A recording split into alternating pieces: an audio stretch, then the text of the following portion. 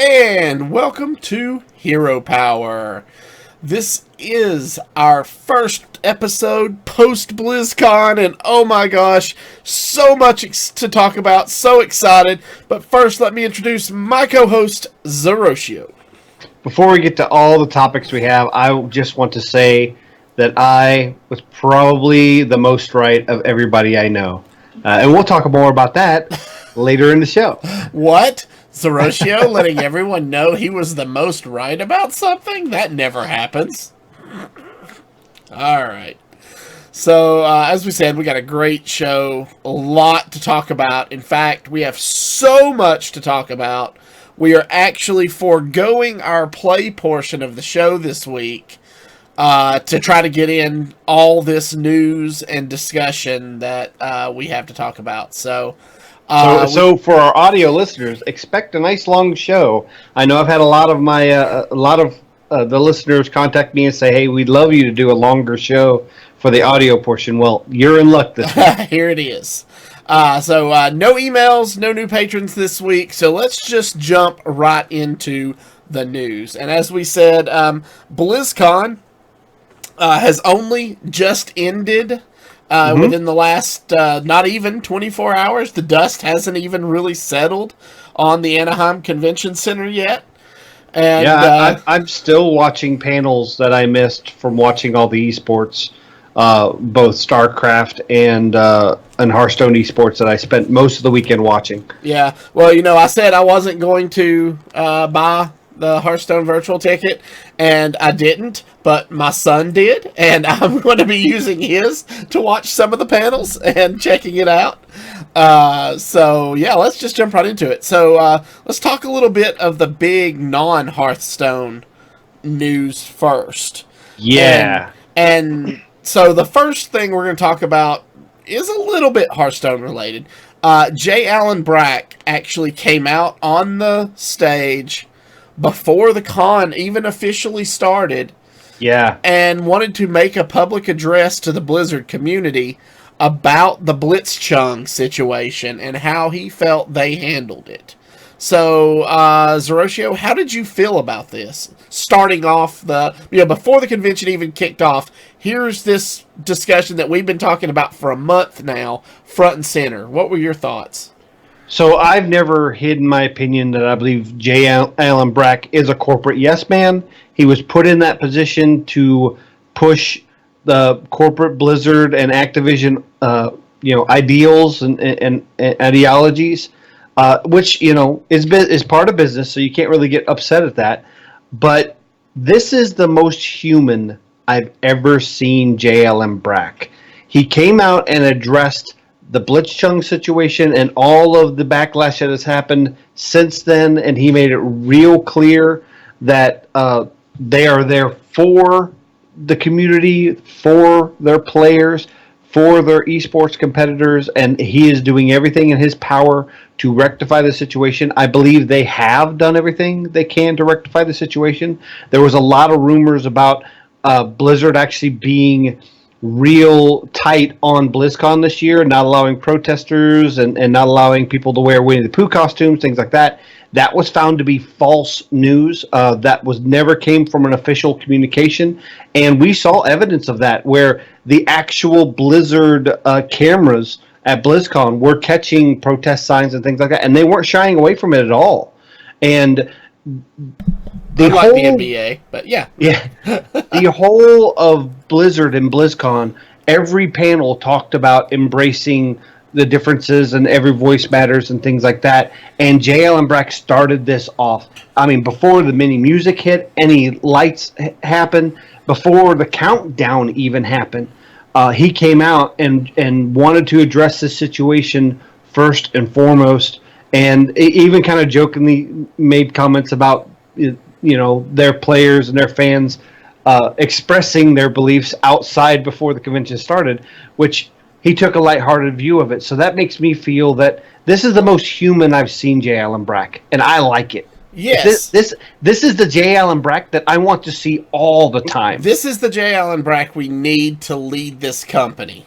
Yeah. And now that we've seen him, maybe he'll be around a little more. Maybe, So, and maybe this is a lesson he learned. Maybe I'm a little too corporate, and I need to open up a little bit and embrace see, that we all that's love what games. Mike Morhaime figured that out years ago. Hmm. You can't just be all about the company. You have to be human too. You can't just be a robot that does what's best all the time. You have to be human too. Yeah, So, and I saw this out of Jay Ellenbrack. Now, will we see this in the future? Who knows? I'm not gonna say he's a perfect saint to me over one situation, but he did multiple interviews through the weekend with All Access Pass and a few other spots, and he kept that going, that feeling of we're all here because we love the entertainment of games and what Blizzard creates, and they love creating it for us, and that's what they want to embrace. And yes. that's important. That's an important message to push. I think he did a really good job, and this is to me this is one of the most memorable times of BlizzCon. Before it even started, and a lot of stuff was announced. Yes. So let's talk a little bit about that. So the non-Hearthstone related stuff, we got the announcement that I guess everybody expected last year for Mm-hmm. Diablo 4, and we got an announcement for Overwatch 2, including PvE for those of you who Yes. are not fans of arena shooters like myself. We got the World of Warcraft Shadowlands announcement. All of this on top of a new Battle.net launcher as well. Yeah, so this was kind of hidden in the mix. You didn't see this in the first couple opening ceremonies. This was mentioned in All Access Pass. I was watching it today, and I saw an interview with one of the tech designers of the Battle.net launcher. And the new Battle.net launcher, I was in the beta, and I noticed the beta was gone. So I went back in. You have to go in the top left, do settings, and opt into the beta. It is streamlined. It is clean. All of your games across the top, play in the bottom left. Your friends list is integrated into the launcher. You could sort by games played. You can choose to omit games you don't want to see. Then there's a good bunch of panels with news and articles and things. It's an all-access location. I'm loving it. It's really clean and it's kind of something that kind of got glossed over at BlizzCon, and a lot of people may not know it exists. So if you're interested in checking that out, go into your Battle.net launcher on your PC, top left-hand corner on the Battle.net icon, choose settings, and then there's a beta section to opt into the beta. All right, there you go. So, I know I, for one, am super stoked about Diablo 4. I've been a fan of the Diablo series since 2, and I really loved the Druid class in Diablo 2, and it's awesome to see that the Druid is back. I enjoyed Diablo 3. I played through it just to see the storyline because I'm a story kind of gamer. I value story over gameplay. I value story over, all kinds of gear and PvP. I don't care about any of that as long as the story's good. And Diablo's always had a really good story. So it looks like Diablo 4 is going to pick up years and years after the end of Diablo 3, and I'm excited to see how it goes. And it's introducing Lilith. Now, I didn't get a lot of experience with Diablo 1 and 2, mainly because I got motion sick whenever I would play the game. I didn't really get into Diablo until Diablo 3. Diablo 4, I worry it's a lot darker and there's a lot more gore. For those that missed the gore of Diablo from 2 and 1, it's back. And it looks really good from the renderings I saw on the All Access Pass. Now, am a little worried because a lot of what I didn't like about 1 and 2, where a lot of your character placement is center of the map constantly and the map moves with it, I worry it's going to exacerbate my motion sickness, but I'm definitely going to check it out because I'm not a big fan of gore, but unless it has a story to tell, and I think the gore and grossness of Diablo is going to tell a great story for Lilith. If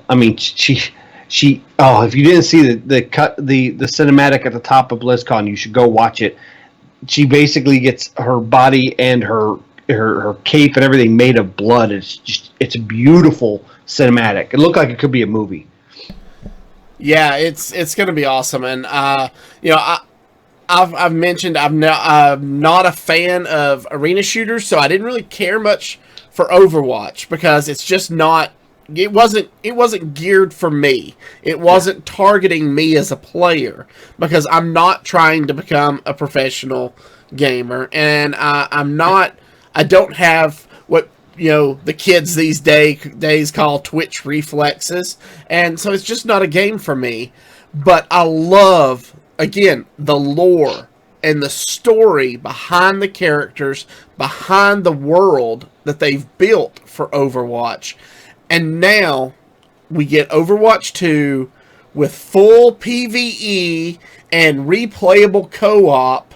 Yeah. This sounds like the game that's being made for me. Yeah, and see, I thought this Overwatch 2 was just going to be a PvE version when I heard the rumors.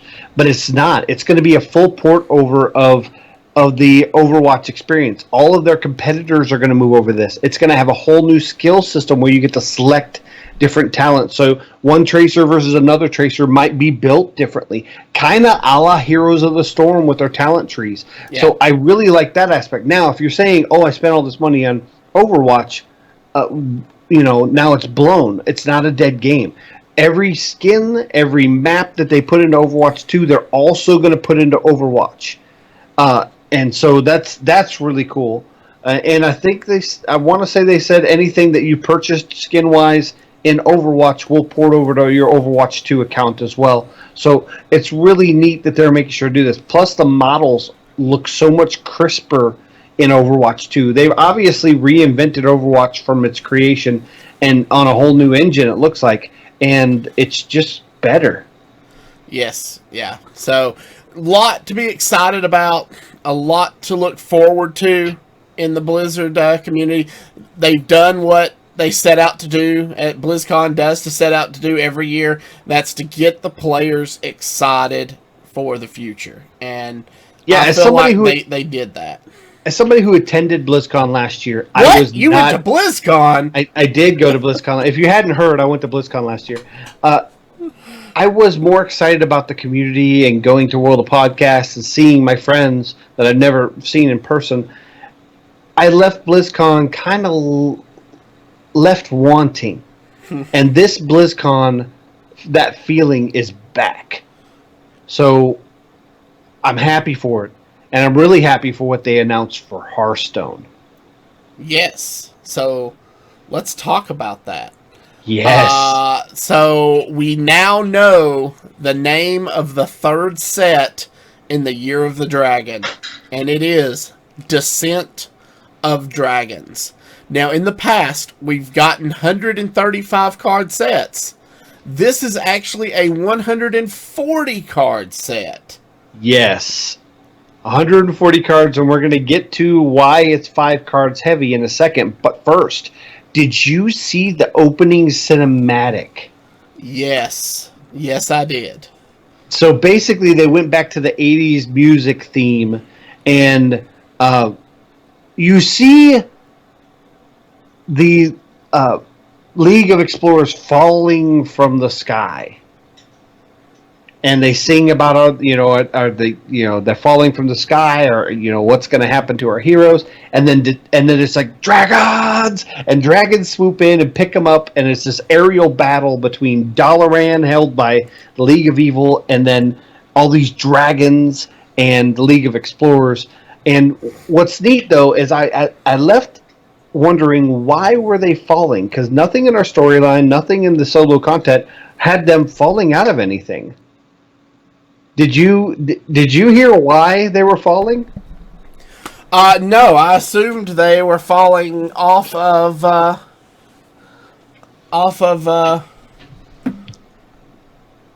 Dalaran as it was speeding away. No, if you're trying to travel across Azeroth, what's the best way to do it? Flying? No, a mage portal. Well, who thinks he's a good mage? Oh God, Reno. So they kind of did another panel about telling the story, and basically Rito tries to open a portal to take them to where they need to go, and he ends up dropping them out of the sky. And if you remember, there were glitches back in the old vanilla days that if something went wrong on a mage portal, it would drop you over the Dalaran crater, and you would fall to your death. I remember that. Which I found out more about that, but we'll talk about that later. There was a lot of really good behind-the-scenes stories, this being the 15th anniversary of World of Warcraft and 25th anniversary of Warcraft. Yeah. So that was really cool that they had all these cool panels, and I'm still watching them. But that the story is still there. They talked about how somebody said they need the League of Explorers need to do something, and they mentioned the Flex Explosion. They're like, no, we need bigger than Flex Explosions. And basically, if anything that could possibly fly, hot air balloons, anything, it's going to be a big aerial battle. So I'm really looking for the flavor of Descent of Dragons, and the new keyword is invoke. They were very, I don't want to say vague. This is a very complicated keyword. It doesn't just do something simple. It empowers 5 of the League of Evil classes. So you have Warlock, Shaman, Priest, Rogue, and Warlock. And the last one. You already said Warlock, didn't you? Warrior, isn't it? Warrior, yeah. You have those 5 classes, and they all get a hero card, 1 each, of Galakrond. Now, who is Galakrond? Galakrond is the basically primeval of the dragons. It took all 5 dragon flights to defeat him and destroy him, and those are the bones you see in Dragonblight. If you saw the teaser video Monday, and you see in Madame Lazul's crystal ball, there's Dragonblight, you see Wormrest Temple, Dalaran floating in the background, and then there's bones on the ground. Those were Galakrond's bones. So they're reviving Galakrond, and each of those classes gets a hero card of Galakrond. So that's where the 5 extra cards come from. So those are 5 extra cards. They're not watering down the set to have these 5 cards. And furthermore, you will get all 5 cards at launch. Woo! 5 free heroes. 5 free legendary cards at launch. Now, what does Invoke do for Galakrond? What Invoke does is Galakrond gets bigger as he gets more invokes. Every 2 times something is invoked in that class, he grows in form, and we'll show those cards at the end of the second half of the show. Depending on your class, Invoke does something different. So far we only know 3 of the Galakrond forms, and whenever you invoke, you basically get the activated hero power happens. So in the case of Rogue, and we'll talk more about it later, when you invoke, it gets him larger based on how many you get, and then you get an activation of his hero power, which for Rogue is going to be add a lackey to your hand. So every time you play an invoke card, you'll grow Galakrond to eventually his final form, and you'll get a lackey added to your hand. And that extra piece is different per class, and we'll talk more about that when we show some of these cards that were debuted. Yeah. So they also talked about there's going to be side quests, which are easier to complete quests that do not start in your hand. Nope. And you can have up to 2 copies of each in your deck. Yes. So now these are just going to be cards like you're building your deck and you want to throw these in for whatever their ability is. Mm-hmm. So you need to have synergies as you're building to be able to complete those quests should the need arise, correct? Yes. And so far, from what I'm seeing from this set, synergies are going to be hyper important.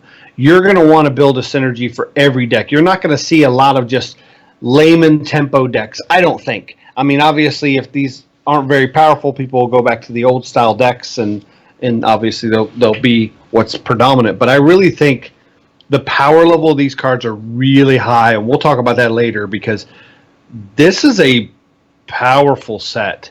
And the side quests, what's really nice about them, they're kind of like the old the old quests. Instead of giving you like a hero power or activating something that happens, it gives you a card to play. Right, so you get a quest reward for completing it. But yeah, and if not necessarily the quest rewards we're used to. Yeah. They're a little toned down, but they're pretty strong from what I'm seeing so far. And I think we've only seen one, maybe two side quests. We'll check in the second half. I've got all. That's another thing. They released a ton of cards. They did a video that was released right in the middle of BlizzCon of Alec Dawson, who used to be a podcaster. Shout out to Golden Wisp. Yeah, Golden Wisp. He was basically there was good Alec and evil Alec, and he played the Two-Face card really good.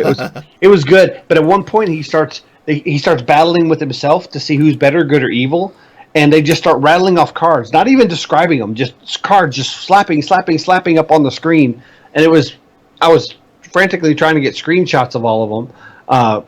So there are tons of cards released so far, and I think part of that is because it is a large set.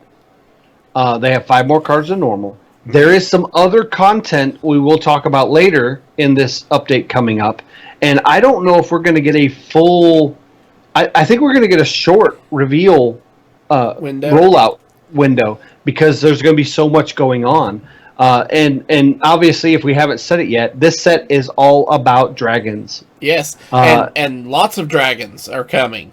Yeah, and not just dragons, but dragon synergy cards, which has been our biggest complaint in the past, where sets would have a few dragons and maybe 1 or 2 dragon synergy cards, but not enough to feel like you can make a dragon deck.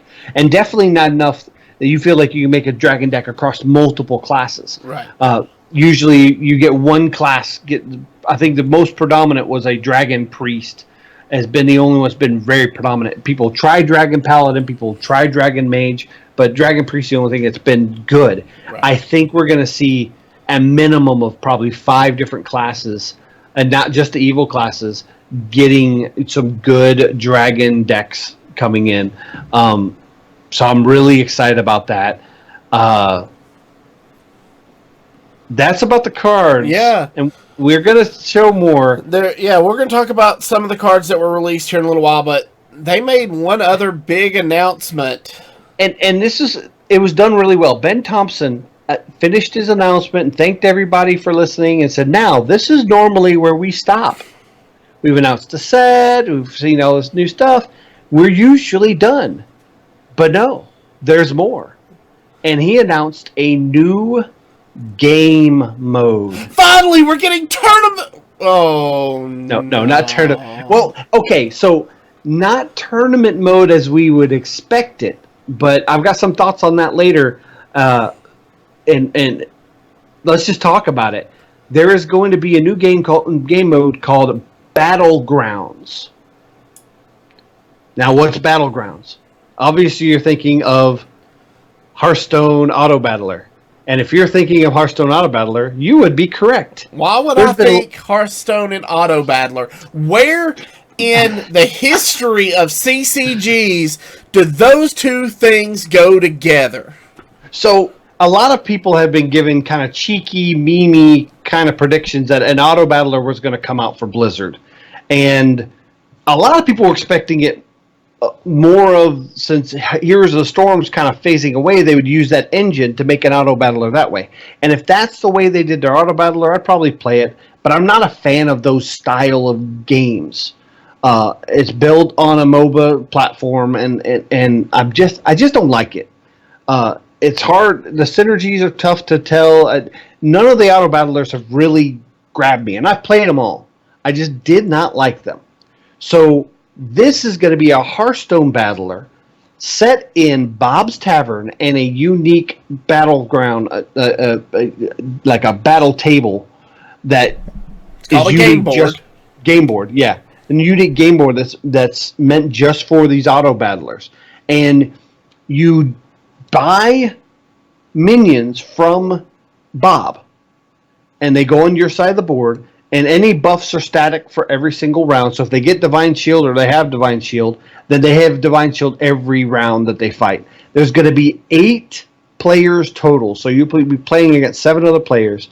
On the history side, on the left-hand side of the screen, where you normally see the history of your cards played, that's where you're going to see your opponents and their statuses and things like that. The attacks happen from left to right, and they've made unique cards specifically for this. It's a very it's very different auto battler from anything I've seen, and it keeps the Hearthstone feel, and I really, really like it. Now, you're going to wonder, how do I get to the auto battler? Because they're going to make a whole new main screen. They're going to widen up the very symmetrical buttons that are there. They're going to add a new section called modes. And that's going to be where you access Arena and Battlegrounds. So this tells me, and they did another panel about designing this, they had to overhaul a lot of the Hearthstone engine, because Hearthstone's engine is only designed for 1v1. And now they're having to make the engine talk in a way that it communicates. There's 8 total players and keeps track of all those. Now, if it's doing that, that's not too many far steps to having an 8-man bracket for a tournament mode. So maybe this is the kind of thing we need to see so the engine works properly for maybe something in a tournament mode style format. Again, I'm not saying that I'm predicting the tournament mode's next, but I think that this mode is going to be fun. This is a step in the right direction to eventually maybe get us there. A lot of players that and podcasters that went to BlizzCon have played this, said it's absolutely awesome. And if you're interested in finding out, there is a Battleground specific web source that's on the Play Hearthstone website. We'll put a link to it in the show notes. You get to see all the cards, how it works, explanation of everything before you get into it. Now the question is, when do we get into it? I know you're asking that. Oh yeah, absolutely. Hey, Zerotio, when do we get into this? So it goes in early access November 5th. From the recording today on Sunday the 3rd. 2 days from now. 2 days from now. So how do you get early access? If you have access to the virtual ticket or you went to BlizzCon, you're going to have this accessible on your Battle.net account, on your Hearthstone account. Also on mobile devices, including iOS. And if you pre-ordered the bundle, which we didn't even talk about that. I totally skipped the pre-order in the show notes. Yeah. So they have 2 pre-orders. They have a $50 pre-order and an $80 pre-order, just like normal. The $50 pre-order comes with the card back and your packs, and you get a random golden legendary. And then the $80 comes with a portrait, a card back, the random golden legendary, your packs, and a portrait of Deathwing as a warrior hero portrait. That's going to be awesome. However, they've changed things up a bit. The $50 bundle is 60 packs, where it's normally 50. And the $80 bundle is 100 packs. That is a ridiculous value. I think this might be Hearthstone's way of paying it forward to the community over the recent events. And I think it's justified. They're showing they're willing to take a little bit of a revenue loss to give back to players. Yeah, so the $50 bundle comes with 60 packs, so that's basically $1.20 a bundle, $1.20 a pack. No, less than $1.20. Yeah, that's true. Yeah, well, I'm doing just normally $1 a pack. And so then the other one is 100 packs for $79.99, which is about the same. So yeah. Yeah, so you get 10 extra packs from the original bundle than before, and 20 extra than for the mega bundle. Yeah. But if you get the bundle, if you purchase it today, if you're listening on a download, you'll get access to the early access for Battlegrounds. Now, if you don't get it, you're going to have to wait a long time of an extra week. Yeah, it goes into live beta on November the 12th. Live beta. Everybody gets to play this on November the 12th. That is 8 days away if you're listening to this on the download today. Yeah. Now, that's a crazy turnaround. And I'm excited. Now, there are going to be people streaming. There's already people streaming it this weekend from BlizzCon. And I think you watched a couple of them, right? I watched Kriparian and some other people play it live because I'm not an auto battler. I tried TFT. I tried some of the others.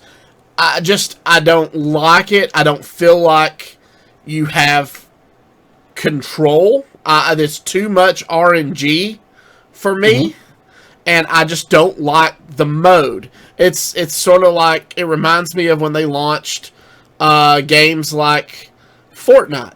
That whole genre just is targeting a niche. It's not targeting a broad player base. You're targeting certain people, and that's what auto battlers do. Auto battlers target certain people. They're not made for everybody to play, and that's fine. And I feel like that's just me, and I'm not an auto battler demographic. I don't like it. I don't like not having control of my characters in the combat, because once you've bought and sold your characters and you hit that button, attacks happen left or right, like Zerotio said, and that's it. You don't get any other control over what happens, what attacks what goes here. So your winning is 100% based on the RNG and the dice rolls that the computer makes, and that just does not sound fun to me. I don't know if I totally agree with that, because there is some strategy in placement and which character, what you purchase, stuff like that. Now, that being said, I'm also not a fan of the auto battlers. To me, they've all been cookie cutter. None of them have been unique enough from the original one that was done in a Dota client, and I just didn't enjoy it. I just don't enjoy that genre of game. However, this is a Hearthstone spin. It has Bob the Bartender. It has 24 unique characters to play as your hero, and you select them a la Arena Draft, where it shows you 3 of them and you pick one. It's got a really good resource to look up the synergies, and again, it doesn't have as many synergies like items. It's not very complicated. It's very simple, which is what I love about Hearthstone. So I'm going to try it out on early access because I have access to it, and I'd love to play it with you and let you see it. Since you have early access and it comes out November 5th, why don't we try it on the show next week? That sounds like a great idea. That way I can, experience it with you and see if it's something that you will enjoy. And if it's not, it's just another part of Hearthstone. But who knows? I predict that this is going to be a hot ticket for Blizzard and for Hearthstone, and we're going to see a Twitch Rivals event probably in less than 2 months, and this might become an esports because it will have a ranking system inside of it, which none of the auto battlers that came out started with a ranking system, which is what I really didn't like about them, because then you get matched up against random people that could be a lot better at the mode than you are, with a ranking system, it pits you against people of similar ranks. Okay. So we'll just have to see. I'm really, really excited for this. So, the other big thing that we usually always get with a new set, and is some of my favorite content, is the solo content. Yeah. And they announced we will get another batch of solo content with Descent of Dragons. However, we're going to have to wait a whole month before that launch, after the set launches. We're not going to get this solo content until mid-January.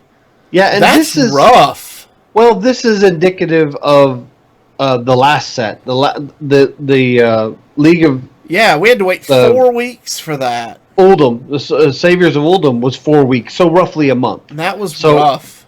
I think, and they did another All Access Pass with the devs, and they talked about this, where they're trying to stagger out these things, have the set come out, and then have some additional content, maybe a patch or something. In this case, it's going to be the, I would say it's probably going to be this Battleground stuff, but they might have an event that comes out shortly after some Battlegrounds, and then the solo content comes out, and then maybe another balance patch, and they've been doing minor tweaks and adjustments, going from 2 weeks after a set to, I think the one was almost 3 weeks, and then 4 weeks. I think a month is about a nice time.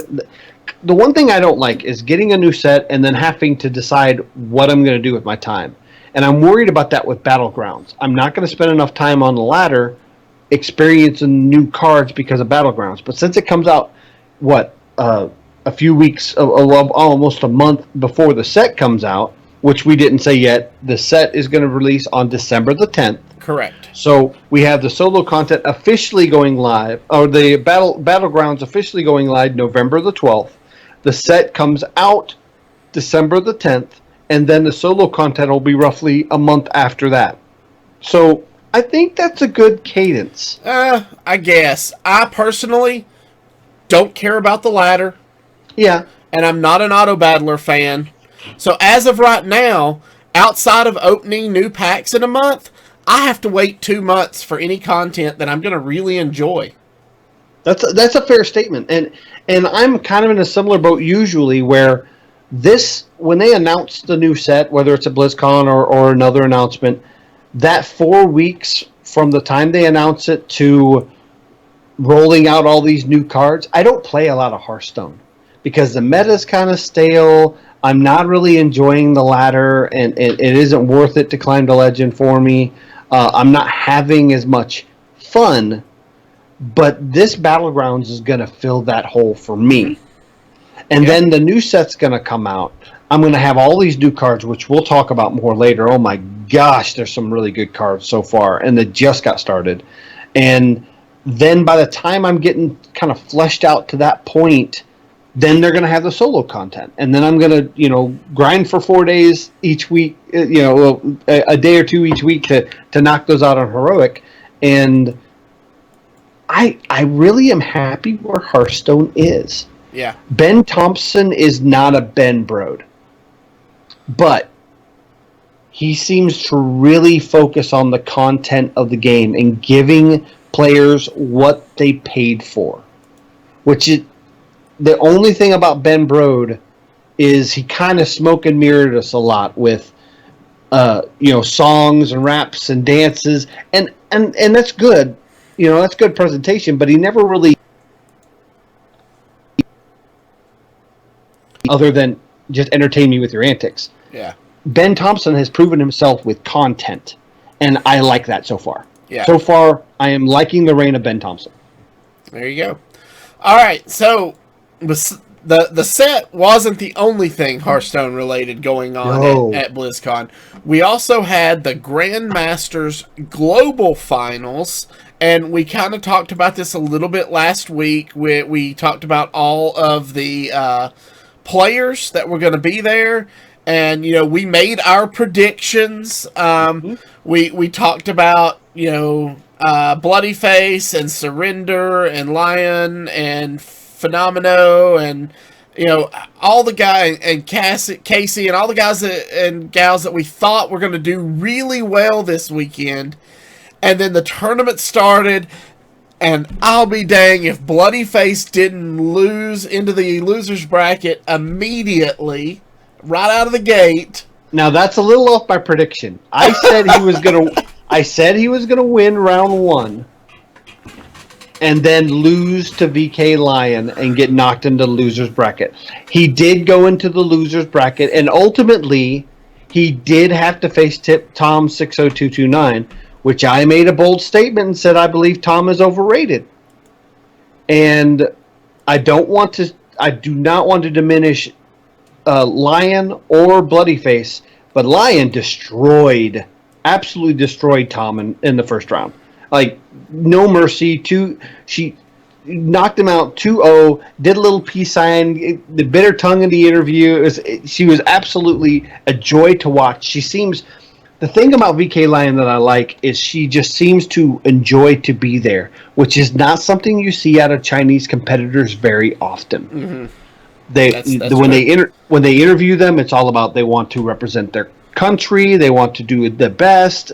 They don't even like posture and say they're going to win.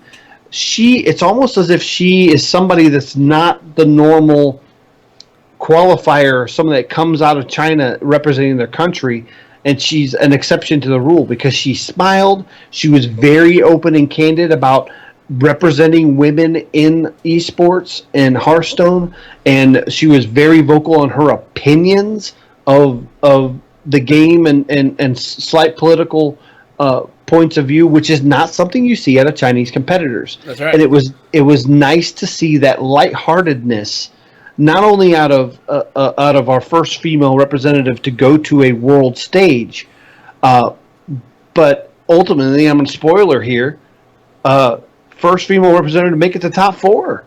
That's right. So our top 4, so Bloodyface lost, but then ended up beating Tom 60229 to stage a rematch against Phenomeno, who knocked him into that loser's bracket, who he beat. Yes. Now, I want to say again, I don't remember the last time I remember Bloodyface losing to the same person twice in a tournament. He lost to Purple to qualify for BlizzCon and then turned around and beat him in a reverse sweep. He lost to Phenomeno here and beat him in a reverse sweep. Last year, he lost to it was one Chinese representative and was able to reverse sweep him. So he does a tremendous job of restudying his opponents and finding out why he failed the first time and capitalizing on it. Yeah. And then in the other bracket, you had RNG, Leo, and Casey both advanced to the top 4 out of their group. So our top 4 ended up... Mind you, before we get into exactly the top 4, we had the winners bracket being... The winners qualifiers being Liooon and Lee out of China. China won the global championships last year, which was a team-based Hearthstone event. But in the singles Hearthstone, competitive Hearthstone, they've been nowhere. That's true. And this is from a field. This is from a country that fields 1,500 people in their open tournaments, and we would expect better competition. And now the 2 winners brackets are out of China. Mm-hmm. China's stepping up their game, and I'm really happy to see that. Yeah. So the semifinals put VK Liooon against Casey and RNG Leo against Bloodyface, and both of these matches went all 5 games. Yeah, and Lion's game was the first match she went to where she didn't sweep her opponent. So Casey definitely stepped up to bat, and I hated seeing... And then Mighty Casey struck out.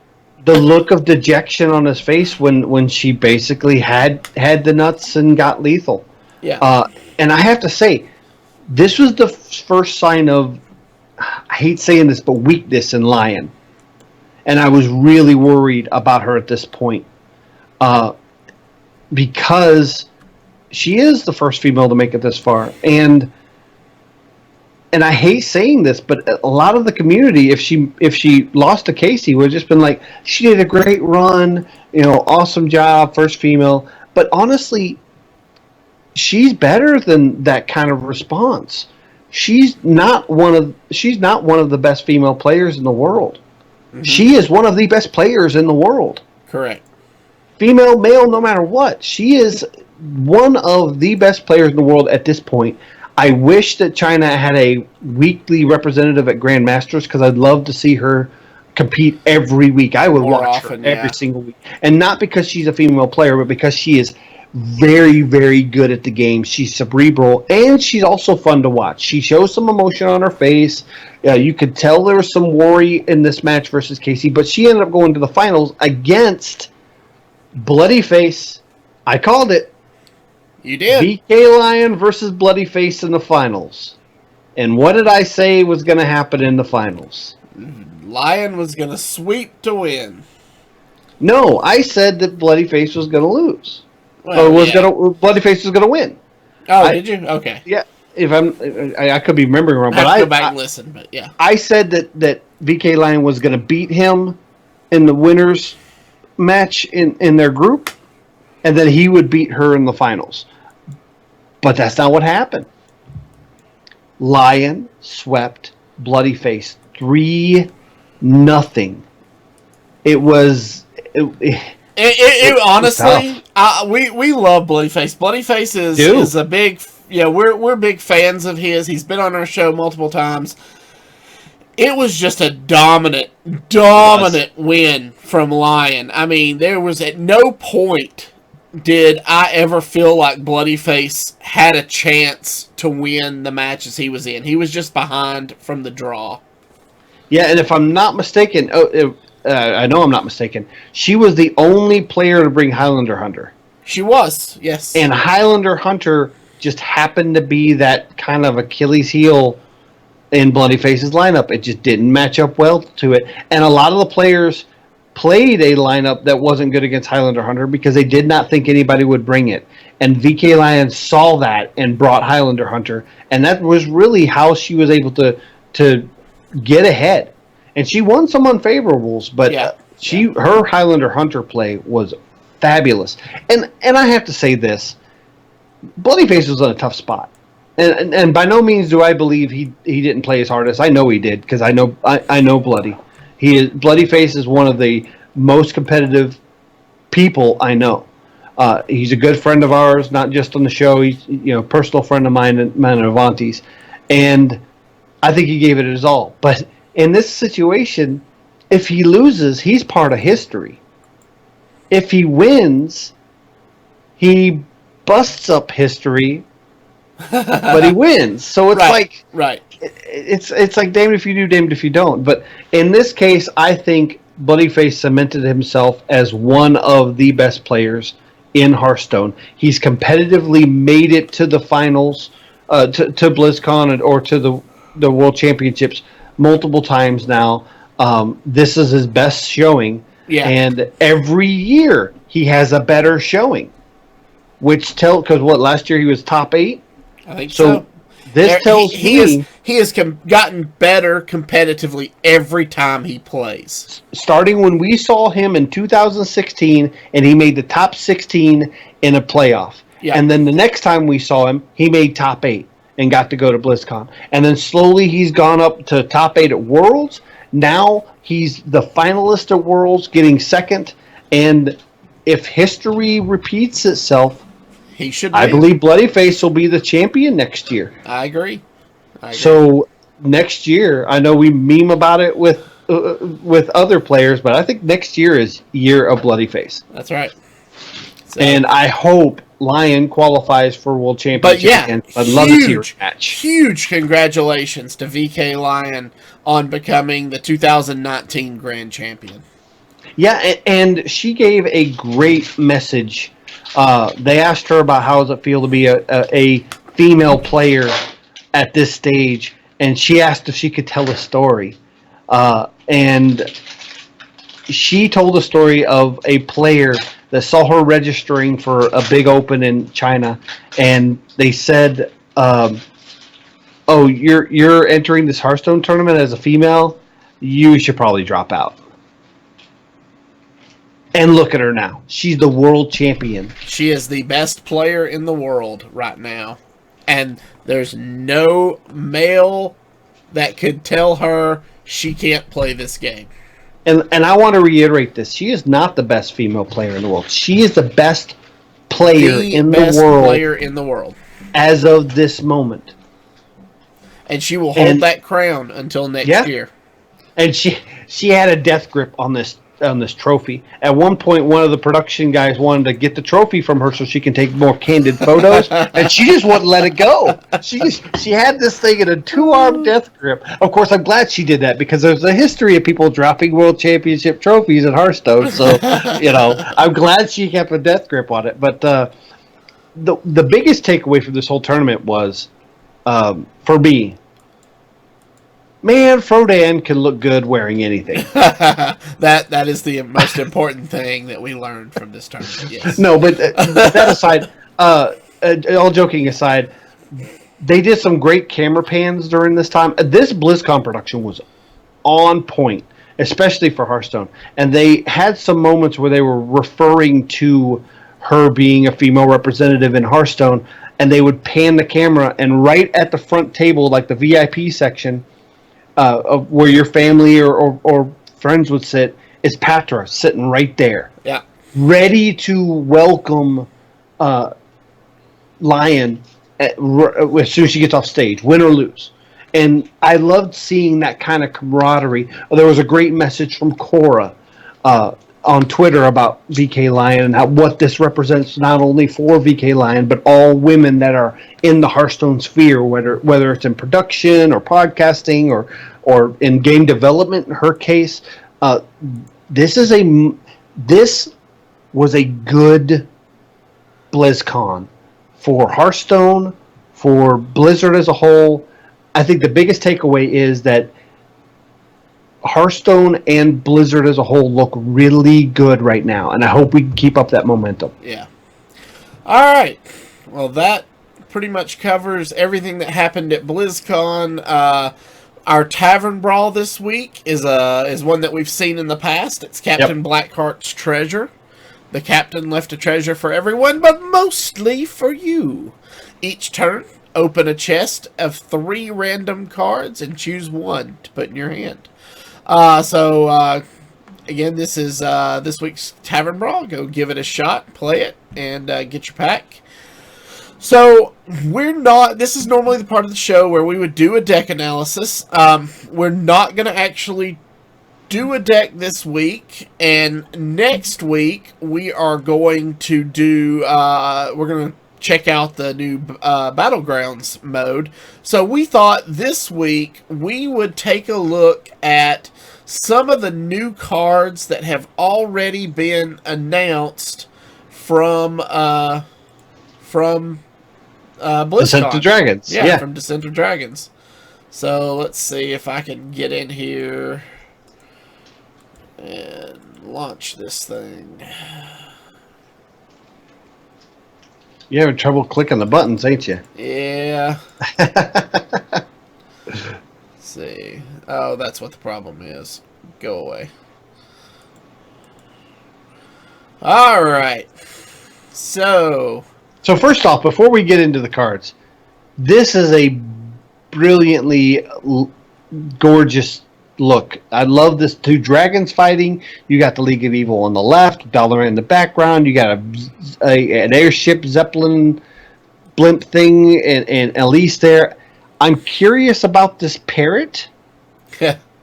I think that's going to be a card. I think I called this before with Jeweled McCall. So I'm kind of curious where the parrot is. Maybe we're going to see some pirate synergies, but since Rogues with League of Evil, I don't know. It's kind of it's interesting. We'll have to see where that goes. But I love this display here. Yeah, you got Galakron, and then you got, I think that's going to be Malagos. It looks really awesome. All right, so we're starting with Galakron himself. Yeah, I'm gonna show all the Galakron cards. Then we'll go into the class cards, starting with Druid. All right, so this is the Rogue Galakron. Yes. So go ahead and explain it. So the starting card is a 7 mana. You get 5 armor hero card, and the battle cry is draw 1 card. It costs 0.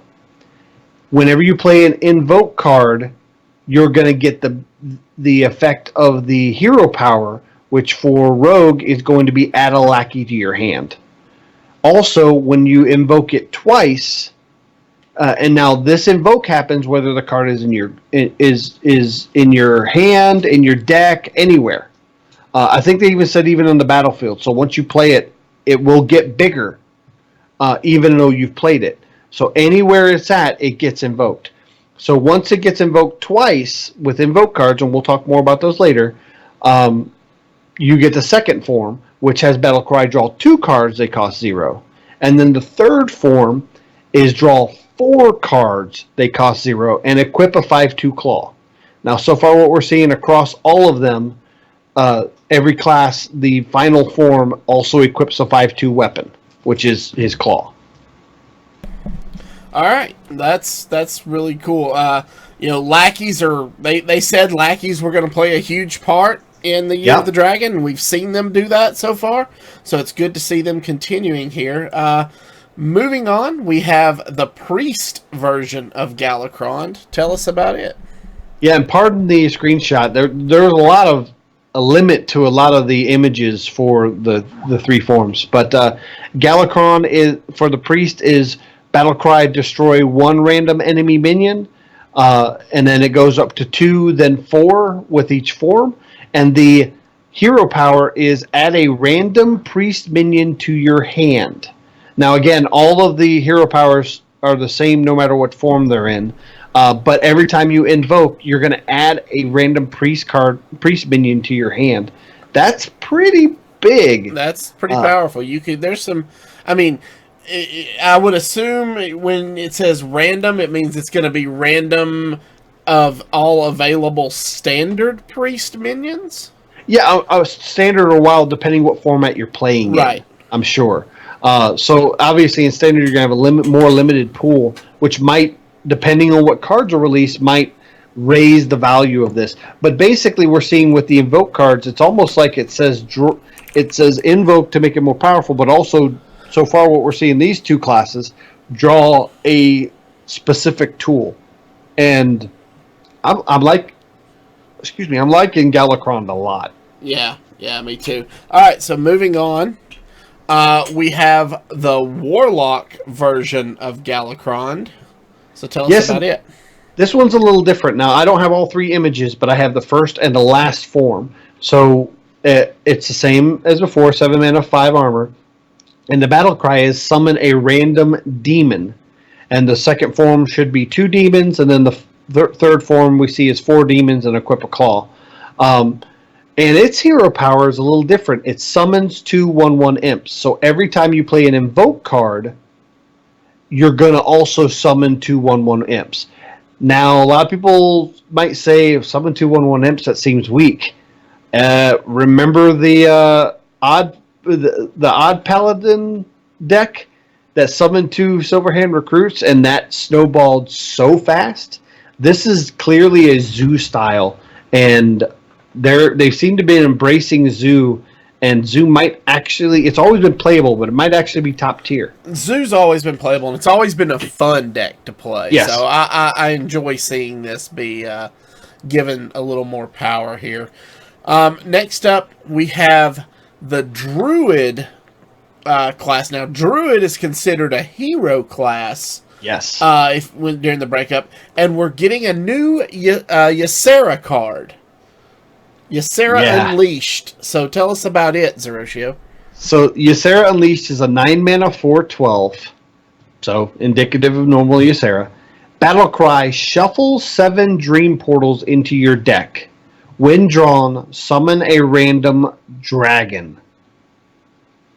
Now there are some weaker dragons, and you'll see in the set there are a couple smaller dragons. But you're saying this is summon a random dragon, not like Discover. So it could come from any class. So you could get a Caligos. You could get Alexstrasza. It's amazing. You could get the 3/2 can't be targeted priest dragon. I mean, there's all kinds of options. Yeah, I'm flabbergasted over the power level of Ysera Unleashed. I'm really excited for it. So, also what's coming with the set is every class so far, from what I've seen, is getting a breath card, which this signifies dragon's breath from their associated dragon. So for Druid, it's 2 mana, spell Breath of Dreams. Draw a card. If you're holding a dragon, gain an empty mana crystal. This is old school Wild Growth with a draw card. So 2 mana to gain a mana crystal and draw a card. No wonder Wild Growth got nerfed.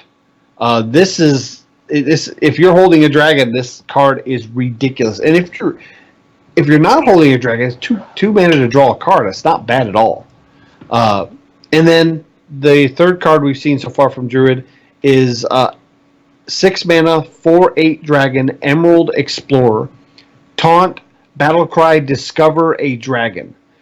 So another thing we're going to see is in the hero classes, they're all going to get an Explorer, which so far they've all been dragons, and all of the Explorer dragons discover you another dragon. All right, so moving on, we have the Hunter class, which is another hero class. And here we actually see the legendary is going to be a mech, Dragonbane. So tell us about that. Yeah, so it's 4 mana, 3/5 mech, Dragonbane. And this is a legendary card, so you can only have one in your deck. After you use your hero power, deal 5 damage to a random enemy. This is bringing back an aggressive style of Hunter. And I'm hoping we'll see some of the cards, because they actually showed a lot of Hunter cards. We might see more aggressive Hunter come back. And I don't know how I feel about that, because aggressive Hunters have been tough metas to deal with. But it has a lot of contingencies and synergies and requirements to make that happen. So I'm really excited for it. And for 4 mana, for 6 mana, you're basically doing 2 damage to the face and then 4 random damage. Yeah, I wanna shout out Mike Lowe in our chat right now. He's like, this storyline so far has been really funny. Bad guys show up. Good guys show up to try to stop them. Bad guys unleash a ton of dragons, and now everyone has a dragon to ride on now. Yeah. And speaking of dragons, we got some more dragon synergies. A 2 mana spell, Corrosive Breath, another breath. Deal 3 damage to a minion. If you're holding a dragon, it also hits the enemy hero. We've seen this before, but I think it was a 3 mana spell. It might have been a 4 mana spell. I can't remember the name. It was never played. For 2 mana, this is ridiculously powerful. And then we see a dragon from Hunter, 3 mana, 2/3 dragon, Primordial Explorer, has Poisonous and Battlecry, Discover a Dragon. So, like all the other Explorer minions, they're going to discover a dragon. All right, moving on. Oh, we got more Hunter cards. More Hunter cards. So this is going to kind of show us the feeling of Hunter this set. The first one is a 1 mana Toxic Reinforcements. It's a side quest. Side quest, use your hero power 3 times. Reward, summon 3 1/1 leopard gnomes. So it's all about doing face damage. This card tells you want to primarily focus on face damage. I don't know if this means they're going to put more tools in the set for other classes for healing or what. If this becomes powerful, you're going to see a lot of Hunter in tournaments. Then we have a 2 mana beast. It's a 2/3 beast, Phase Stalker. After you use your hero power, cast a secret from your deck. We've seen this being played nowadays, this style of effect, and I don't know if I like this card, because I don't know if you want to put secrets in that kind of deck. I think this could be really powerful if you could find a way to use your hero power multiple times in a tournament. Oh yeah, obviously, and get lots of secrets out. Definitely. Because I mean, it's letting you bypass the mana having to pay to cast them. So I mean, this could be really, really powerful. Thins your deck even faster. Yeah, it's possible. It's possible. We'll just have to see if there's room for secrets in that type of deck. Is my only question. So you guys that have listened to us for a long time know we do a rating sheet for cards for every set for our listeners and fans of the show, and we're doing it again for Descent of Dragons. I think we've got the base of it up, but we're still filling out cards as they come in. So we'll announce that to everybody here coming up soon. But I can already tell you, I think I'm going to rate Face Stalker pretty high. I could see that, but there's another card I definitely will rate higher, and it's the next card. It's a 1 mana, 1/3 minion, Dwarven Sharpshooter. Now, before I read the text, 1 mana, 1/3 minions historically have just been overpowering. And the text says your hero power can target minions. We've seen this before, but it wasn't played a lot because it was on a 2 mana minion, I believe, and the stats weren't that great. And a 1 mana, 1/3, this is just a card I play on curve. I play it turn 1. If my opponent goes, oh wow, I don't want to play a minion to combat it because he can just snipe it down with his hero power. I think Dwarven Sharpshooter is going to be one of the best cards in the set. I agree. And Sergeant Teabag in chat says he thinks the other one was a 3 mana 2/3. So yeah, 3 mana 2/3. Yeah, okay. Yeah. It's so long ago, I don't even remember. Right. So yeah, this is going to be great. I'm already getting excited for this set. Next up, we have Mage, and of course, Mage is another hero class. And here we have Malygos, the Aspect of Magic, as our legendary. So tell us about that, Zerotio. So Malygos is a 5 mana 2/8 dragon. Battle cry: if you're holding a dragon, discover an upgraded mage spell.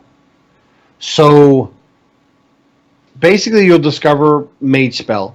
But the examples they showed us is like a fireball, but instead of doing 6 damage, it does 8 damage. Or a polymorph, instead of costing 4 mana, it's going to cost 1 mana.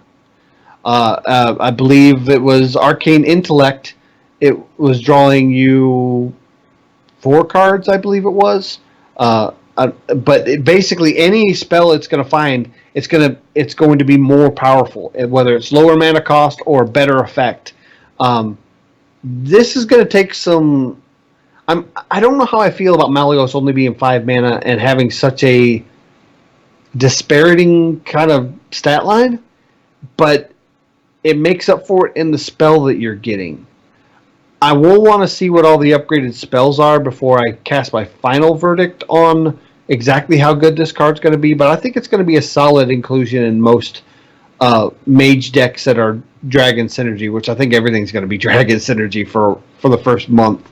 So I'm really excited to see what happens with this. What makes me more excited for this minion is the next minion. And that is a 4 mana 2/3 dragon, Azure Explorer.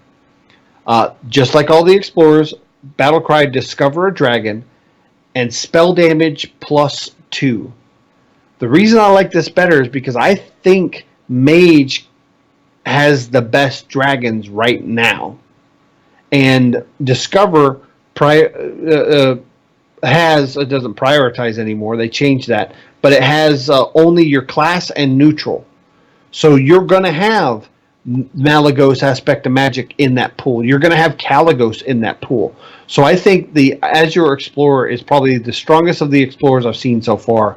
And of all the classes, I think it's going to be the best explorer. And it's going to be an inclusion in any mage deck, whether it's Dragon Synergy or not. And then the last card that was revealed for Mage is a 1 mana spell called Learn Draconic. It is Mage's side quest. The side quest says spend 8 mana on spells, and the reward is summon a 6/6 dragon. Wow. That's nuts. That's pretty crazy. Mike Lowe in chat says there is an image with all of the upgraded spells already available, and Great. he's going to share it with us in our patron-only Discord that you can be a member of for as little as $1 a month. Yeah, great. We'll definitely take a look at that, Mike. Thank you so much.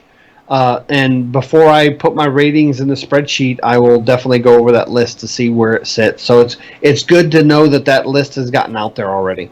Yeah. All right. Moving on. We now have the Paladin, which again is the fourth of our hero classes. And here we have Nozdormu the Timeless. So this is a 4-mana 8/8 Zerotio. What are they thinking? Okay, so my brain froze when I saw this card. So it's a 4-mana 8/8 dragon, Nozdormu the Timeless, with the battle cry. Set each player to 10 mana crystals. Now, my initial thought was this is totally OP broken because if it's 10 full mana crystals, you immediately get the benefit of 10 full mana crystals. Now, somebody said in our community, on our patron-only Discord, that it was clarified by Celestalon these are empty mana crystals, which kind of reduces the power a little bit because you're then giving your opponent the first chance to use all 10 mana. Yeah, your opponent gets initiative, basically. But they're not going to mulligan or prioritize cards in their hand based on knowing they're going to have 10 mana on turn 4. So they may not be able to get the best use of that 10 mana. And you can build your deck towards this. Where I think it's going to be the sickest is off of mutates. Oh. You think the evolve off of the bunnies are bad, desert hares are bad now? When that desert hare obviously won't have evolve because evolve's not going to be in the meadow in the second round. Right. But when you mutate or you witchy lackey a 3-cost minion into an 8/8. Yeah, that's gonna be rough. I don't want to be on the other end of that. I really don't. This dramatically and with witchy lackey in the meta, it can happen in just about any class. I love all of our listeners and all of our patrons. But the first time Ringo has a 3-mana minion mutated into a Nozdormu 8/8, Ringo, just remember, we love you, and it's just a game. He'll quit Hearthstone again. we love you, Ringo. We do. And we love the stories, but maybe we need to re-emphasize the Salt Mine channel. So the other card in the Paladin class that we've seen, we've only seen 2. This has been indicative of them in the past. They always slow roll the Paladin cards, which drives me nuts because I love Paladin. But it's the 1-mana Sand Breath. Give a minion +1/+2. Give it Divine Shield if you're holding a dragon. 1-mana 1/2 buff. Yeah, that's really good. It's sick. Yeah. It's good. Now, whether it fits into a deck, do you want to be putting 1-mana buff spells in a deck? In the past, you really don't. But we'll see. Yeah. All right, moving on. We have Priest, which is another evil class, and we haven't seen our legendary for this set or for this class yet, right? Well, we've seen the Galakond. So we haven't seen another legendary, but we have seen the Galakon card for Priest, which we showed at the top of the slideshow. But the first card we're going to see is a 4-mana 3/6 dragon, an epic, Fate Weaver. Battle cry: if you've invoked twice, reduce the cost of cards in your hand by 1. Another friend of the show, Vanga Dragon, posted this an image of this and said, "Is this set going to be good for the game?" I don't really have an answer for that, Vanga Dragon, but I do believe that this card is going to be good. I think you're right on your assumption of this. If anybody can pull off combos, it's Priest, and to reduce a hand size by 1 enables outside 10 mana combos to happen.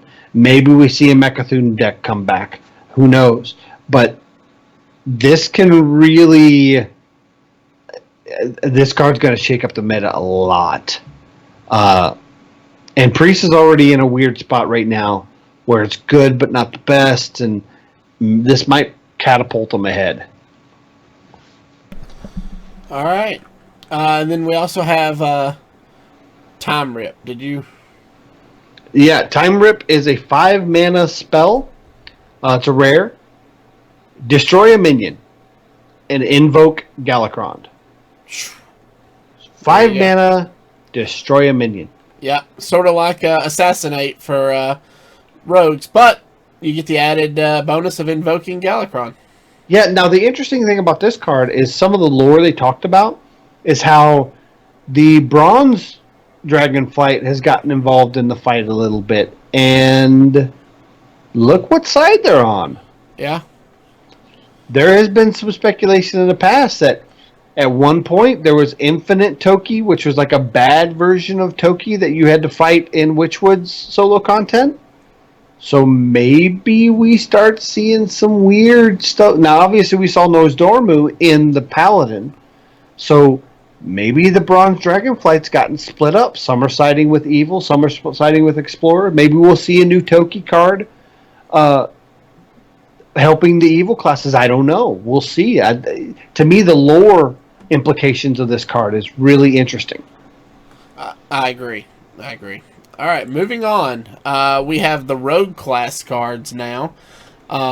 We have a 4-mana 3/3 Umbral Skulker. Battle Cry. If you've invoked twice, add 3 coins to your hand. This could be huge for setting up combos and other cards in Rogue. So if you can get your invokes out early on turn 4, if you can invoke twice on turn 1 and 2 and 3, two of those 3 turns, on turn 4 you can Umbral Skulker, coin Edwin. Yeah, that's sick. And maybe even on turn 3, coin Skulker, coin. Now wow. To do that, you're going to need really inexpensive invoke cards, like this next one. 1 mana Praise Galakron, a common spell. Give a minion +1 attack, invoke Galakron. Simple, to the point. I think the main focus is getting that invoke in early. Exactly. Now you'll have to have a minion on the board, so you also have to be playing cheap minions. Or you could give an enemy minion +1 attack to invoke Galakron, because it doesn't say friendly minion; it just says a minion. That's possible. I mean, you I guess you can give it to an enemy minion. Maybe put it in range of something else. I don't know. I never thought of that. That gives it a little flexibility. And then we have another rare spell, 3 mana Seal Fate. Deal 3 damage to an undamaged character. Invoke Galakron. Yep. And now this is undamaged character, so you can actually hit your opponent's face with it if they're undamaged. Right. Yeah. So you can start off, dealing 3 damage to them if they haven't taken any, or if they've healed back up. So yeah, there's options there. All right, moving on in the Rogue class, we have a legendary called Waxadread. It is a 5-mana 7/5 dragon with Death Rattle. Shuffle a candle into your deck that resummons Waxadread when drawn. Yeah, this is... So I've made a Death Rattle style rogue, and I could really see this. The only thing that the problem with this is it waters down your pool of taunt minions for your sustain.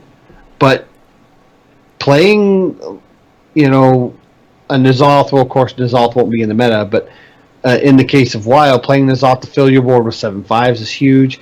To constantly have a 7/5 threatening on board, where you're basically keeping from fatiguing, maybe a fatigue style rogue that goes a long game. This has some interesting implications with how you play rogue. I think this card could get broken. We'll have to see. I think so too. Yeah. And also remember, if you reduce this down with Anka the Buried, to 1 mana, it's going to Yeah. shuffle a 7/5 into your deck. Correct. Yeah. No, it's definitely got some options available in the rogue class. I think it's going to be a lot of fun. And it's 5 mana for a 7/5, and there's also that spell that's 5 mana that activates a death rattle twice.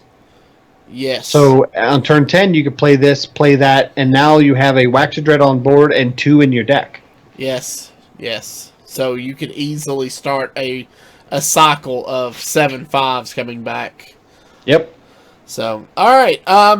Next we have a common spell, 6 mana, Candle Breath. Draw 3 cards. Costs 3 less while you're holding a dragon. So it could be, if you're holding a dragon, you could have a 3 mana draw 3 cards.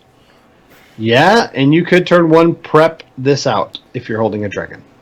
Yes. Because prep reduce the cost by 2 mana, making it 1 mana. Sergeant Teabag just asked a question about whether or not any idea if it will take a board spot like Lucent Bark. Don't know. No, it's not dormant. Okay, it doesn't go dormant, so it actually dies and is removed from the board, and then shuffles the candle into your deck. Yeah, it shuffles a candle that resummons it when it's drawn. So it's not going to be dormant on the board. And there is the potential to burn it if your board is full when you draw the candle. There's a potential to burn it. Also, if this minion gets silenced, it doesn't shuffle in. Correct. In the candle. So yeah. All right. And then we have a rare spell, 1 mana, Dragon's Horde. Discover a legendary minion from another class. So the important part on this card is from another class. There is a large amount of bad legendaries, but a large portion of those are neutral legendaries. Class legendaries, historically, are strong. You could get a Tyrion with this. You could get a Calicos with this. There's a lot of new legendaries that are coming out that are really sick looking that you could get with this. Mm-hmm. For 1 mana to discover a legendary, it's strong. I do think I would like to have seen something, maybe adding the Invoke Galakron onto this to make it a little more powerful, but because you still have to pay the mana for the legendary. But this is good. Yeah, absolutely. All right, so moving on to Shaman, we have Lightning Breath. It's a 3 mana rare spell. Deal 4 damage to a minion. If you're holding a dragon, also damage its neighbors. Yeah, so we've seen this effect in a legendary card, but this seems strong. Well, the implication of this is the only card we saw from Shaman, which is probably smart for them because Shaman's real strong right now. If you put out really strong cards on day 1, they're going to be like, oh, great, Shaman's going to stay broken. But this tells me that it gives us the flavor of the dragon. So this tells me that since we're using Lightning Breath, we're probably going to get something from the Blue Dragonflight for Shaman.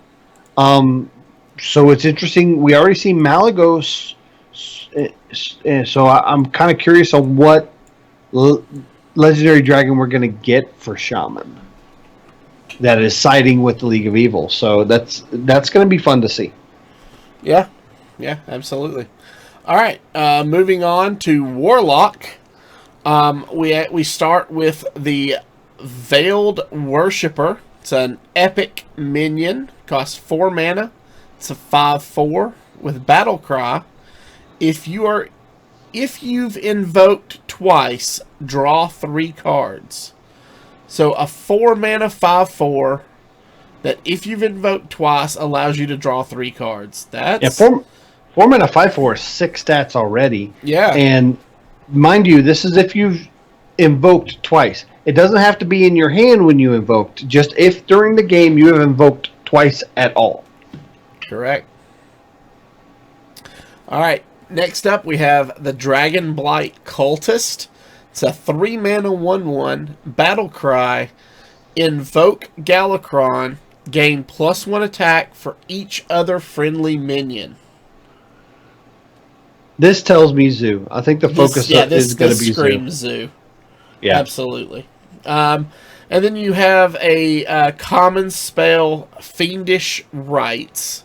It's a 3 mana, invoke Galakron, give all your minions +1/+1. Yes. So it's just like the Rogue one, except instead of 1 minion, it's all minion. Yeah. All your minions. All your minions, yeah. So that's going to be... I mean, this whole thing just screams Zoo, so... Yeah, and I think Galakron decks are going to be very powerful right out the gate, especially since everybody gets access to all 5 Galakron cards. Exactly. On day 1. Yeah. And then, so if you're a budget player, Galakron's the way to go. Yeah. And then on Warrior, we have Deathwing, the Mad Aspect. Tell us about it, Zerotio. Deathwing, the Mad Aspect is an 8 mana, 12/12 dragon. Battle cry, attack all other minions. Just let that sink in. That's basically, it's a board clear. Now it does attack your minions too, but I think there is I can't remember the name of the card. It's a classic card that's 2 mana spell from Warrior that your minions don't go below 1 health. It's Commanding Shout. Commanding Shout. Commanding Shout is 2 mana. This is 8 mana. This is a turn 10 play to clear the board and leave all your minions all up, your stuff alive. Yeah, a 12/1 at the minimum. You're going to see this guy flying out of boom ships. We're getting... Oh, wow. Imagine recruiting this guy and avoiding the battle cry. That's true. Now, recruiting, there's not a lot of recruiting type stuff in standard right now, but you can boom ship still. Right. And so boom ship, maybe you have 2 Deathwings come out of boom ship. Oh, that's crazy. I don't even know how to Hearthstone now. Yeah. This card is sick. And it's very similar to what Deathwing is now, other than you clear the board, but you wouldn't get a 12/12 body. But I'd like to see what other Warrior cards maybe synergize with this. We do see the Warrior Breath, which is the 4 mana rare spell Molten Breath. Deal 5 damage to a minion. If you're holding a dragon, gain 5 armor. I've always liked the Warrior cards that do an effect and give you armor, and this is a good one. All right, moving on. We have neutral cards. First up, we have a 4 mana 2/2 minion called the Devoted Maniac. He has Rush, Battle Cry, Invoke Galakron, and then we have the Shield of Galakron, which is a 5 mana 4/5 with Taunt, Battle Cry, Invoke Galakron. So there's just multiple ways to add invokes to your Galakron. Yeah. It's interesting that they're neutral, because obviously you're not going to see these used in non-evil classes. Now, there was some question by Sergeant Teabag. Commanding Shout only works after you play Deathwing, so I don't think that'll work. Commanding Shout says your minions can't be reduced before 1 health this turn. Draw a card. It doesn't say the minions in play. It specifically says your minions this turn. So I believe you can Commanding Shout and then play Deathwing, and he and any other minions would survive. Come onto the board, attack everything, and all of your minions can't be reduced below 1 health that turn. So your stuff would all live. Your side of the board would live. Their side of the board would be wiped out. Yeah. Yep. But yeah, these 2 neutral Galakron cards are going to be really good fits in those 5 classes. Oh yeah, absolutely. All right, and next we have 2 dragons. 2 dragons, 2 neutral dragons. The Evasive Draconid It's a 7-mana 7/7 with taunt. Can't be targeted by spells or hero powers. Holy cow. A taunt that can't be targeted by spells or hero powers at this stat line is pretty big. And 7 mana tends to be the bad evolve mark. Yeah. So now it got a little better. Yeah. And then we have an 8-mana 4/10 called Twin Tyrant. Battle Cry, deal 4 damage to 2 random enemy minions. Yeah, this kind of screams Primordial Drake to me. And 4 mana 4 damage is a good break point. Yeah, it is. Usually you're seeing things 3 and 4 health in a wide centric, kind of deck, a tempo style deck. When you start going more tall is when you're getting to 5 health, so you're not going to see as many minions on the board. Mm-hmm. So being able to clear 2 minions on a wide centric board is pretty strong. And we have one more card. This card is the reward you get for getting the virtual ticket, and I think also if you have a BlizzCon ticket, you also get this card. Correct. It is a legendary minion, neutral legendary, Sathrovar. 9 mana 5/5 demon. Choose a friend battle cry. Choose a friendly minion. Add a copy of it to your hand, deck, and battlefield. Wow. So Geppetto Joybuzz will reduce minions to 1 health and to 1/1 stat line at 1 mana. Yes. Turning this to 1 mana 1/1 or turning something it wants to target to a 1 mana 1/1 is and then casting both the same sick. turn. Yeah. And putting another one in play, especially if it's a Death Rattle minion. Yes, please. Now 9 mana 5/5, really rough stat line. It is. But the effect obviously you have to get a minion to stick. So we really got to see if there's any kind of stealth minions or reborn minions. Getting a Kartut Defender on the board and having it survive a turn because it has reborn, and then targeting this with it, summoning another Kartut, giving you a Kartut in your hand, and giving a Kartut in your deck, that's some crazy sustain. Yeah. Yeah. So I like this card. I like that you get it as a bonus for getting the virtual ticket. But obviously you'll be able to craft it or open up in packs. Right. So, all right. That does it for everything we've seen thus far. And what's your final thoughts after seeing the cards so far? What do you think of the power level of this set? My initial response has been this set feels really, really OP. And I'm worried that it's going to throw everything else out of balance. I just feel like this set's really, really, really strong. I agree with you, and I think that's a good thing, because if you throw the set out of balance, if you throw the meta out of balance, that means that what was powerful is no longer powerful, and you have to find a way to attack to counter this. The thing that I think balances this set so far is it's highly dependent on synergies. So a lot of these cards we're saying are very overpowered, but require you to have a dragon in your hand. What if you happen to draw poorly and not get dragons? So that tells me that it's going to balance out. Now, whether you play a less powerful deck that's more consistent, or you play a high-powered deck that's inconsistent because of synergies, that's going to be the decision you have to make as a player. And as a meta as a whole, we'll find out what the tournament players and the ladder grinders decide. And ultimately, it's going to be whatever HS Replay tells us is the top number for most of your competitive players. But if for people that don't just look at HS Replay and don't follow the trends, this set is going to be for you. I think there's going to be a lot of fun in it. There's going to be a lot of gotcha moments. And I really can't wait for this set to come out. I'm really excited. Yeah, I am too. We're only about a month and 6 days away, so it'll be here before you know it.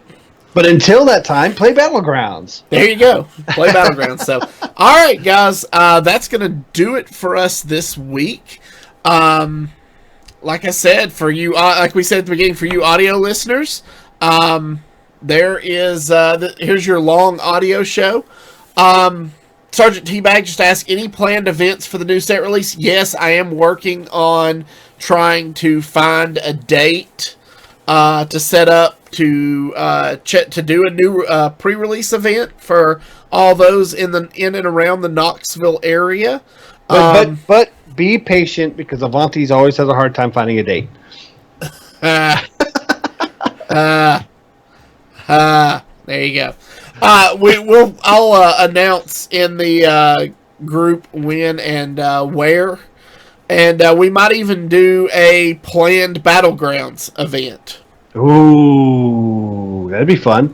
Maybe, I'm still waiting on additional information on whether or not you can request and battle a friend in Battlegrounds, or if you can battle multiple friends in Battlegrounds, how that's going to work. We'll find out more about that on Tuesday. They did say you can queue up in a Battlegrounds with a friend, but I think it's just one friend against 6 other people. And obviously you'll be playing against each other. So we'll just have to see how that's kind of what we want to know, is if we can set something up like that for maybe a fireside gathering and have some sort of an event like that. So I'm still waiting on more information, and as that comes in, I will let you guys know. So, all right, that pretty much does it. If you have any questions or comments about the show, email us at heropowerpodcast@gmail.com. Hit that subscribe button on YouTube if you haven't done so already. Give us a follow on Twitch to be alerted when we go live. And for more details about our patron-only Discord, head on over to patreon.com/heropower. And until next week, don't forget to use your hero power.